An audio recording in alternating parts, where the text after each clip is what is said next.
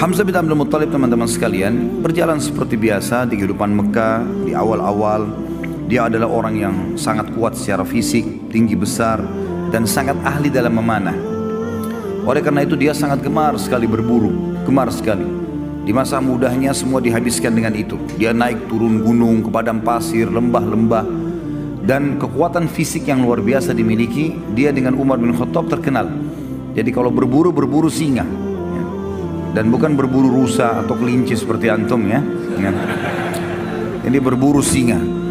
Dan singa ini kalau setelah diburu ya, dan mati, memang semasa jahiliyah mereka belum tahu masalah hukum halal haram memakan ini. Maka Hamzah radhiyallahu anhu memikul singa itu di pundak sebelah kirinya dengan satu tangan, dan satu tangan yang satu memegang busur panah.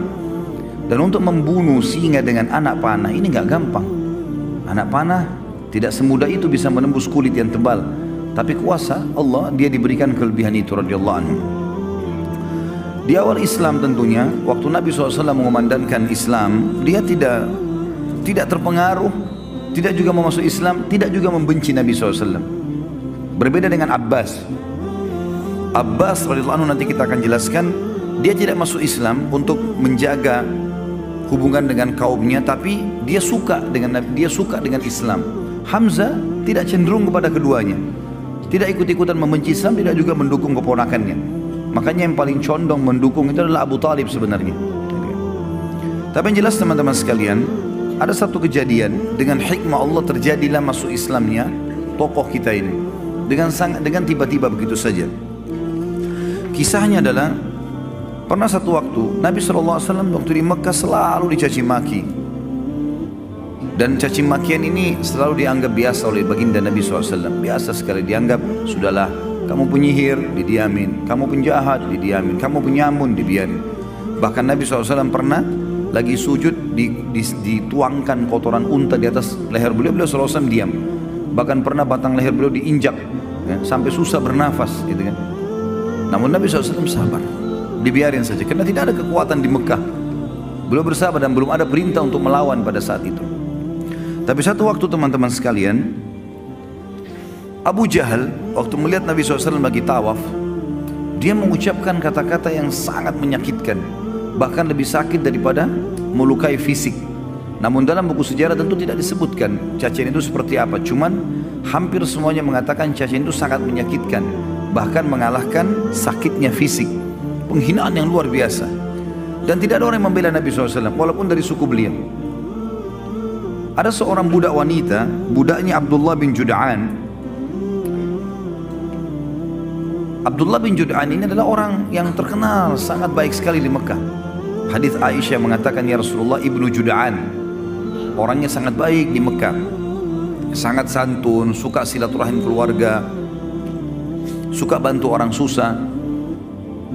Kata Aisyah, ya Rasulullah, dalam hadis Bukhari Muslim, ibnu Jud'an, siapa yang tidak kenal kebaikannya di masa jahiliyah? Apakah bermanfaat amal-amal yang dia kerjakan? Kata Nabi SAW, tidak sama sekali, karena dia belum pernah beriman kepada Allah. Dia tidak syahadat, tidak masuk Islam. Yang jelas Ibnu Jud'an ini, Abdullah bin Jud'an, tidak pernah membenci Nabi SAW, tapi dia tidak masuk Islam. Ada budak wanitanya dia lewat melihat Nabi SAW dicaci maki dengan cara seperti itu, dan dia tahu tuannya ini Abdullah bin Jud'an tidak membenci Nabi SAW. Maka dia pun berusaha mengangkat suaranya mengatakan, hai Quraisy, tidakkah kalian punya sopan santun? Kenapa kalian membiarkan ini? Kenapa dicaci maki? Nggak ada yang peduli. Apalagi ini budak wanita yang bicara. Maka budak ini lari keliling sampai dia keluar pintu gerbang Mekah yang dikenal dengan pintu Bani Syaibah. Begitu keluar di sana dia temu Hamzah. Hamzah baru pulang dari berburu, lagi bawa singa ya, di pundak kirinya dengan pegang busur panah. Dan ini yang buat ini cuma Umar bin Khattab sama Hamzah berdua.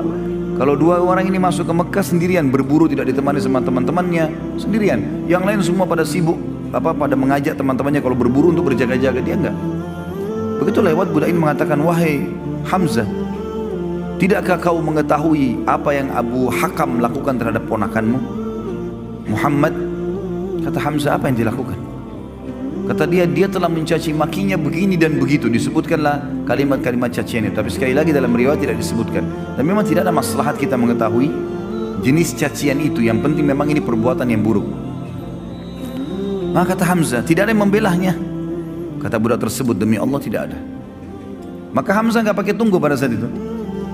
Sambil membawa singa, sambil memegang busur, langsung datangi Abu Jahal di dekat Ka'bah. Tidak pakai banyak ngomong. Singanya ditaruh di sebelah situ, kepalanya Abu Jahal dihantam dengan busur. Berdarah, luka. Karena Abu Jahal waktu itu dianggap rajanya Mekkah lah istilahnya, orang yang dituakan di situ. Maka orang-orang sekitarnya mau membela. Kata Hamzah, silahkan, maju silahkan, siap untuk mati. Hamzah mau membela. Lalu dia mengatakan kepada Abu Jahal, hai Abu Hakam, berani benar kau caci maki ponakanku, sementara aku dalam agamanya. Kalimat itu, sementara aku dalam agamanya. Padahal Hamzah belum masuk Islam ini. Dia pun tidak tahu kenapa dia ucapkan kalimat itu.